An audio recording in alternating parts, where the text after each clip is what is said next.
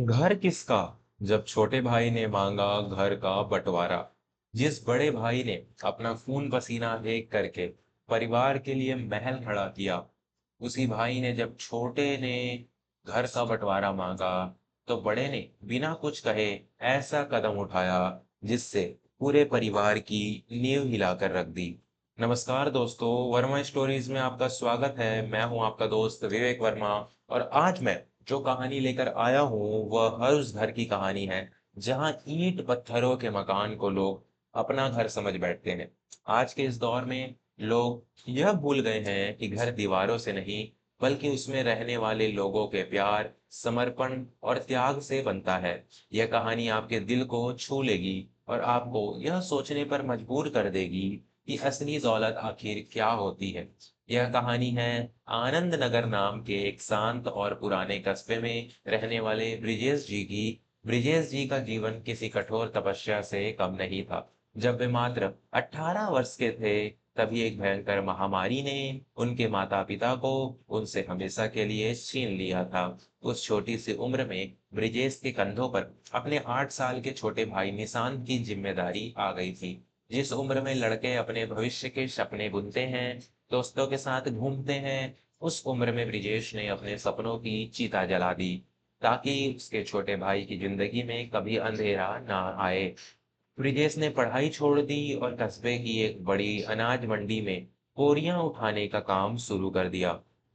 दिन भर वह चिलचिलाती धूप में अपनी पीठ पर भारी बोरियां ढोता, उसके कंधे छिन जाते, पैरों में छाले पड़ जाते। लेकिन जब शाम को वह घर लौटता, तो अपने भाई निशांत को पढ़ाई करते हुए देखता, तो उसकी सारी थकान पल भर में गायब हो जाती।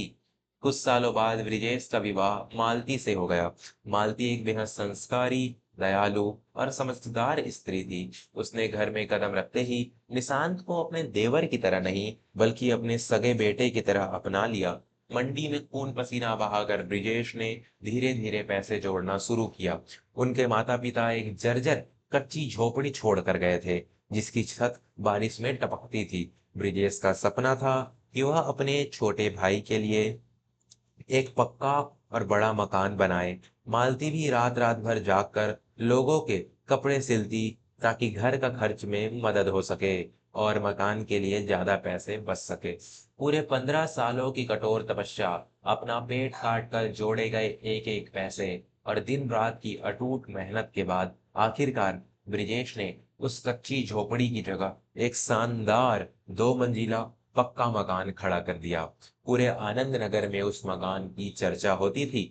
ब्रिजेश ने उस मकान का नाम रखा था प्रेम निवास। जब उस घर का उद्घाटन हुआ, तो ब्रिजेश ने रोते हुए निशांत से कहा, छोटे, यह घर सिर्फ ईंट गारे का नहीं है, यह मेरी और तेरी भाभी की उम्र भर की कमाई है। यह घर मैंने सिर्फ और सिर्फ तेरे सुरक्षित भविष्य के लिए बनाया है। समय के साथ निशांत ने अपनी पढ़ाई पूरी की और वह एक बहुत बड़ा अधिकारी बन गया। उसकी नौकरी शहर के एक बड़े सरकारी दफ्तर में लग गई। ब्रिजेश और मालती की खुशियों का कोई ठिकाना नहीं था। उन्होंने पूरे कस्बे में मिठाइयां बांटी। कुछ ही महीनों बाद निशांत का विवाह शहर के एक बहुत रसूखदार और अमीर परिवार की लड़की रुचिका से हो गया। रुचिका जब ब्याह कर प्रेम निवास में आई, तो शुरुआत के कुछ दिन सब कुछ ठीक रहा। लेकिन रुचिका बहुत ही आधुनिक और दिखावे वाली जीवन शैली में पली बढ़ी थी। उसे आनंद नगर का वह शांत माहौल, मालती का जमीन पर बैठकर खाना बनाना और ब्रिजेश का साधारण पहनावा बिल्कुल पसंद नहीं आता था। उसे लगता था कि इतने बड़े अधिकारी की पत्नी होने के नाते उसे शहर के किसी आलीशान बंगले में रहना चाहिए, ना कि इस पिछड़े हुए कस्बे में जहां उसके पति का बड़ा भाई एक साधारण सा मजदूर है। धीरे धीरे रुचिका ने निशांत के कान भरने शुरू कर दिए। रात के अंधेरे में बंद कमरे में भीतर रोज नई योजनाएं बनने लगी। निशांत, हम इस तरह के माहौल में कब तक घुट घुट कर जिएंगे? मेरे शहर के दोस्त जब मिलने आते हैं, तो मुझे शर्म आती है। आपके भैया भाभी को तो बात करने का सलीका तक नहीं पता। वह मेहमानों के सामने पुरानी देहाती भाषा में बात करते हैं। मेरा तो इस घर में दम घुटने लगा है, रुचिका ने एक रात झल्लाते हुए कहा। शुरुआत में निशांत ने अपने पत्नी को समझाने की कोशिश की, लेकिन इंसान की फितरत बड़ी अजीब होती है। जब लगातार कान में जहर घोला जाए तो अच्छे अच्छों की मति भ्रष्ट हो जाती है। निशांत भी अपनी पत्नी के रंग में रंगने लगा। उसे भी अब अपने बड़े भाई का खांसना, उनका साधारण लिबास और भाभी का पुरानी परंपराओं को मानना खटकने लगा था। उसे लगने लगा कि उसका रुतबा अब ब्रिजेश से बहुत बड़ा हो गया है। एक रविवार की सुबह जब पूरा परिवार चाय पी रहा था, निशांत ने अचानक एक ऐसा बम फोड़ा जिसने उस प्रेम निवास की दीवारों को अंदर तक हिलाकर रख दिया। भैया, मुझे आपसे कुछ जरूरी बात करनी है, निशांत ने अपनी नजरें चुराते हुए कहा। हाँ छोटे, बोलना, क्या बात है? दफ्तर में कोई परेशानी है क्या? ब्रिजेश ने हमेशा की तरह फिक्र करते हुए पूछा। दफ्तर में कोई परेशानी नहीं है भैया, परेशानी इस घर में है। देखिए, अब मेरी पदवी बहुत बड़ी हो गई है, मेरे मिलने जुलने वाले लोग बहुत बड़े स्तर के हैं। रुचिका को भी यहाँ बहुत तकलीफ होती है। मुझे लगता है कि अब हमें इस घर का बंटवारा कर लेना चाहिए। या तो आप और भाभी ऊपर वाले हिस्से में रहने लगें और नीचे का पूरा हिस्सा हमारे लिए छोड़ दें, ताकि हम उसे अपने हिसाब से आधुनिक बना सके। या फिर अगर आप चाहे तो हमारे पुश्तैनी गांव वाली जमीन पर जाकर रह सकते हैं। निशांत के मुंह से ये शब्द सुनकर मालती के हाथ से चाय का प्याला छूटकर जमीन पर गिर गया। ब्रिजेश वहीं अपनी जगह पर जड़ हो गया। उसे अपने कानों पर विश्वास नहीं हो रहा था। जिस भाई को उसने अपनी जवानी बेचकर पाला था, जिसके लिए उसने अपना सब कुछ लुटा दिया था, आज वही भाई उससे उसका घर, उसका वजूद मांग रहा था। ब्रिजेश की आंखों में आंसू तैरने लगे, लेकिन उसने अपने आंसुओं को पी लिया। उसने एक बार रुचिका की तरफ देखा, जिसके चेहरे पर एक कठोर जीत की मुस्कान थी, और फिर अपने भाई की तरफ देखा, जो स्वार्थ में अंधा हो चुका था। बंटवारा तो जमीनों और जायदाद का होता है मेरे भाई, दिलों का बंटवारा कैसे कर दूं? ब्रिजेश की आवाज में एक ऐसा दर्द था जो किसी पत्थर को भी रुला दे। यह घर मैंने अपने लिए थोड़ी बनाया था छोटे, जिसकी हर एक ईंट पर मैंने तेरा ही नाम लिखा था। अगर मेरे यहाँ रहने से तेरी और तेरी पत्नियों की पत्नी की खुशियों में रुकावट आती है, तो मुझे यह बंटवारा बिल्कुल भी मंजूर नहीं है। निशांत और रुचिका हैरान रह गए। उन्हें लगा कि अब ब्रिजेश अपना हक मांगेगा, लड़ाई करेगा। तभी ब्रिजेश अपनी जगह से उठा और अंदर कमरे में चला गया। कुछ ही देर में वह अपने और मालती के कपड़ों का एक छोटा सा झोला लेकर बाहर आया। उसने घर की चाबियों का गुच्छा निशांत के सामने मेज पर रख दिया। मैं इस घर का बंटवारा नहीं करूंगा छोटे, क्योंकि मैं इस पूरे घर को आज और अभी तुम्हारे नाम करता हूँ। मालती, चलो, हमारा सफर इस घर में यही तक का था, ब्रिजेश ने भारी मन से कहा। निशांत ने खोखले मन से रोकने का नाटक किया। अरे भैया, आप ये क्या कर रहे हैं? मैंने आपको घर से जाने के लिए थोड़ी कहा था। ब्रिजेश ने दरवाजे की चौखट पर रुककर पीछे मुड़कर देखा और फीकी मुस्कान के साथ कहा, जब रिश्ते ही बोझ बन जाएं छोटे, तो उन दीवारों के बीच रहने का कोई मतलब नहीं रह जाता। तुम खुश रहना, यही मेरे सबसे बड़ी कमाई है। ब्रिजेश और मालती ने उस विशाल प्रेम निवास को हमेशा के लिए पीछे छोड़ दिया और कस्बे के बाहर एक बहुत ही छोटे से टीन की छत वाले किराए के कमरे में जाकर रहने लगे। ब्रिजेश ने फिर से मंडी में काम शुरू कर दिया। इधर रुचिका और निशांत ने घर पर पूरा कब्जा कर लिया। उन्होंने पुरानी चीजों को फेंक दिया, घर का रंग रोगन बदल लिया और उसे पूरी तरह से एक आधुनिक महल बना दिया। कुछ दिनों तक तो सब बहुत अच्छा लगा। उन्होंने शहर से अपने दोस्तों को बुलाकर बड़ी बड़ी दावतें दी। लेकिन धीरे धीरे उस घर का असली सच सामने आने लगा।